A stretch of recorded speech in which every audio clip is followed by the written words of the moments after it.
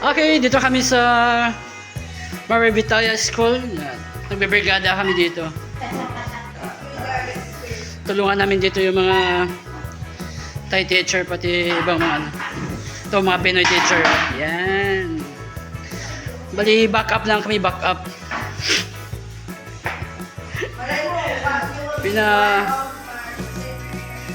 Pinatawag lang kami dito para tumulong. Yan, makalat. Makalat yung room nila dito, kaya ano, inaayos.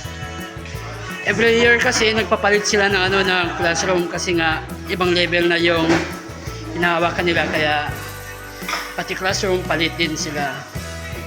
Kaya mangyayari, linis talaga. Kasi may mga tao na iba ayaw ng madumi, meron namang iba na okay lang, so hindi pare-pareho, kaya ito, linis tayo. Lumabas na yung isa dito, yung maingay na teacher. Mamaya pag bumalik, ibibidyo natin yun. Napanood nyo kung gaano sila kaingay. Yes. Bye! Uwi na kayo? Uwi na kayo?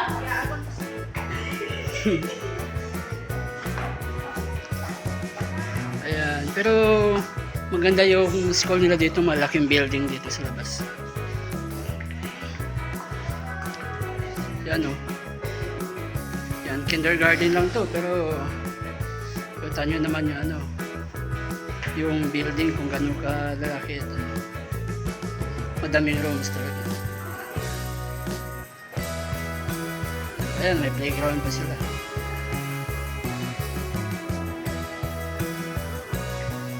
Okay, so pasok ulit tayo. May ulit pag dumating yan, yung Thai teacher dito.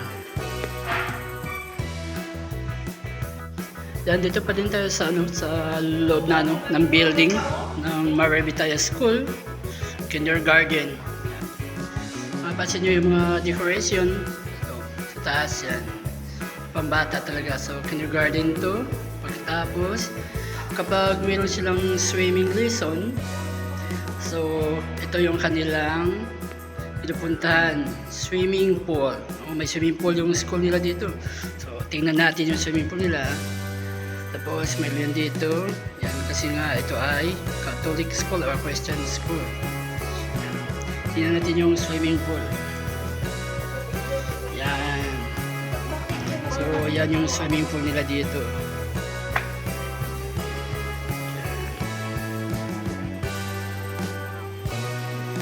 So dito nagsaswimming yung mga bata na mayroong nag-PPA, ano, PA subject. Yan.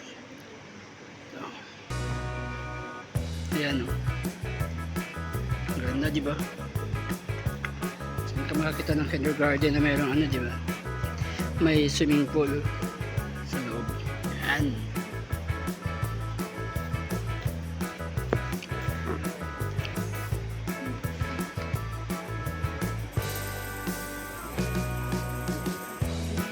Sa loob ay dito may isang room dito na playground ng mga bata. Diba? So yan yung slide nila. Tapos makita mo ito yung side, ito ay mga foam. Mga foam yan. So yan yung mga gamit ng mga bata dito sa loob.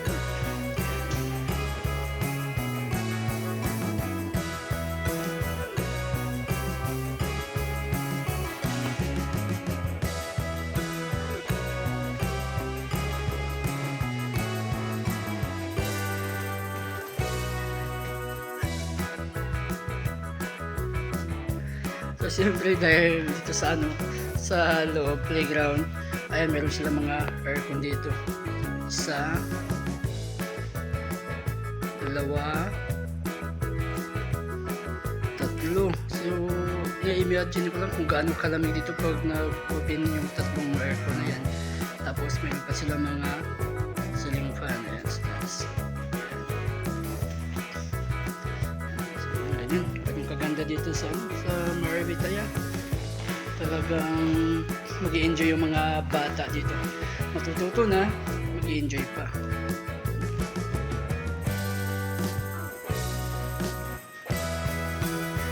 So yun, okay na. Sa labas naman tayo, may i-video ko ulit yung ibang yung ibang place doon.